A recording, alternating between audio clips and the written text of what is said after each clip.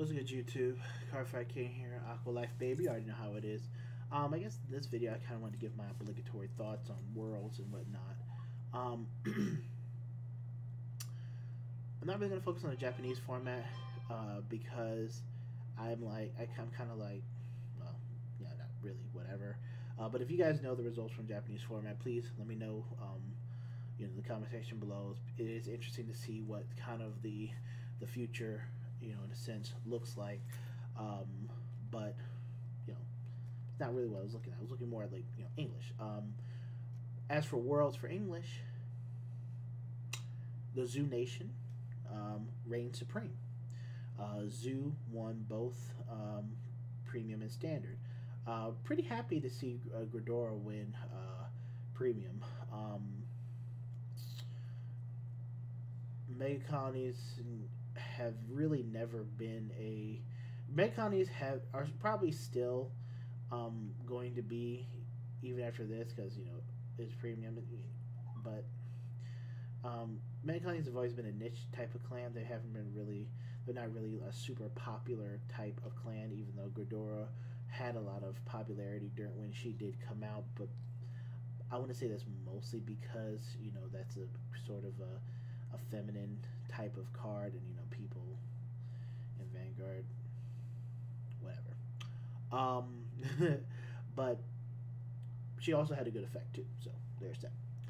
But yeah, I mean, I heard in the finals it was like Gridora got destroyed game one, then game two and three the Ezreal player failed on the high roll of being able to do the super superior rides and then spam out Excel circles in the board. So he failed on that. Gridora was able to establish their ideal board state and take worlds. So good job. I'm happy. Mega colonies, like I said, never really been that popular. Never really been more than a niche clan, and probably still will be. But they won worlds, and that's really good for them. But as for standard, which is the format that I play, I don't play premium. I'm not a big fan of premium. Great Nature won worlds. Now, going into worlds, I expected there to be a heavy influx of Angel Feathers, which I previously deemed as the best deck in the format, and Oracle Think Tanks, which I dub as a safe space type of deck, where the deck has a very linear play style but builds up a lot of hand advantage. Has a large area of forgiveness. Even if you do miss one here and there, you still have the guard, the ability to stay within the games and resustain yourself. So I just felt like that was kind of what the world scene would be like. But it looked like everybody kind of counterpicked each other, saying that look, well, we don't have time to be dealing with the protect decks. We're gonna play these Great Nature Red decks. Starting off in a best of one format, and then top 8, I guess, was best of 3. A lot of people picked up Great Nature, Murakumo and whatnot. So that's kind of what Worlds was really, everybody picked the counter pick type of deck to these, protect decks and what is believed to be their ultimate weakness. Now, I don't believe anyone played Shadow Paladins. I could be wrong, but I don't believe anyone played Shadow Paladins. Shadow Paladins to me have the best matchup against just Excel decks in general. I think Phantom Blaster is pretty just too strong against it. Coupled with like Blaster Dark, Dictator, whatnot. Just getting rid of their board, but and Shadows being a force clan. And if you play Great Nature, please let me know how the Shadow Paladin matchup goes for you. I haven't seen that matchup yet, but I would like to get some insight onto how that matchup looks like for Great Nature players, and how you approach it, what you look for, what you want to do against them, and generally how have you had success against Shadows. That's something I do want to know as from the Great Nature players that are watching. But with that, Great Natures did win worlds. I believe they beat Murakumo's in the worlds, and in comparison, I felt like it was basically Murakumo versus Great Nature was the two best Excel decks in the game, going at it for the World Finals. Basically, I feel like Murakumos are more of a specialist type of deck where they specialize in, stopping the opponent's riding from grade 3. Now, that does hurt Great Natures in a sense as well. But, Murakumo still does, certain Excel things, has a little bit of superior call ability. But, they do their, Excel stuff and, do have a rush, but also shut down the ability to ride grade 3. So that really, hurts Oracle Think Tanks, and to a degree, Angel Feathers. Angel Feathers can still superior ride Zerakio from the damage zone, so you would have to watch out for that. But outside of that, it kind of shuts down the mechanics, so they can't, get their protect markers in their hand, a little extra defense, and then get a bunch of their on-ride abilities off and whatnot. So I feel like Murakumo was just kind of a specialist in that regard, but they do have a serious weakness to field destruction. They also don't have right now, and this is pre-Zungeki, don't have really an ability to recycle their arresters and things like that. But nonetheless, I still think they're a very solid Excel deck who have a really good matchup against Protect clans. Now, Great Nature, on the other hand, I think it's like, yeah, they can chain down Leopold, but my thing is like, what Great Nature has is what all the Excel decks really wish they had.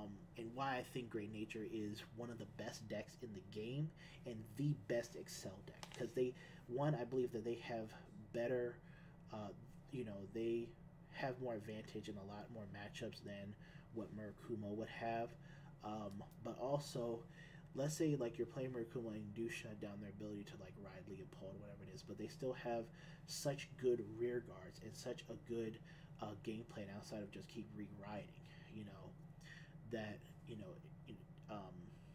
they can really just sustain themselves and maintain a steady hand. But you also have like the Hamsuke line, and I know in the Great Nature community there's like this fight between like, running the full Hamsuke line and running like the Bison line, or partial Hamsuke, but then Bison is your backup grade 3, which does use a little bit more counterblast. But you do get a card where you can sustain yourself on Vanguard Circle for multiple turns and have an ability that restands a rear guard. So you can swing with Geograph for 27, swing with Bison, restand Geograph, give it plus 5k, so now it's a 32k column and you're swinging it with Bison. So something like that. But then the Hamsuke line, you can like discard 2, get like 2 Excel circles, and just go full blown. But Hamsuke, you do need to you have to get the grade 2 in the soul, and the only way to do that is to ride it. Though you do have a way to do that, you do have to open up with certain cards and be able to also be able to like possibly mulligan for certain things as well for that to be effective. But nonetheless, you still have Leopold as your main boss. Leopold's an amazing card, but you don't want to sit on him. You want to keep rewriting him because his ability only works on ride. But the deck has like Binoculars Tiger, who can either give 5k to everything to like 3 units, I guess, in the front row or something like that, and pop a card on your opponent's board, or draw you a card when it attacks after just milling a card. Binoculars Tiger has 2 different guard manipulation abilities depending on what you mill. You have Tank Mouse, who can just who can counterblast and grab a card that you mill back to your hand. So you can mill that Leopold, Tank Mouse, and Tank Mouse it back to your hand. Mill like the PG, Tank Mouse it to your hand. So things like that. They have the interaction. You have Geograph Giant, who's to me is a better version of that Gold Paladin card. On the Excel Circle, it's a base 27. It's a base 27k beater, and he retains, and it retains its, he kind of retains his power too on the opponent's turn. I don't think it's exactly 27. I think it's like 17.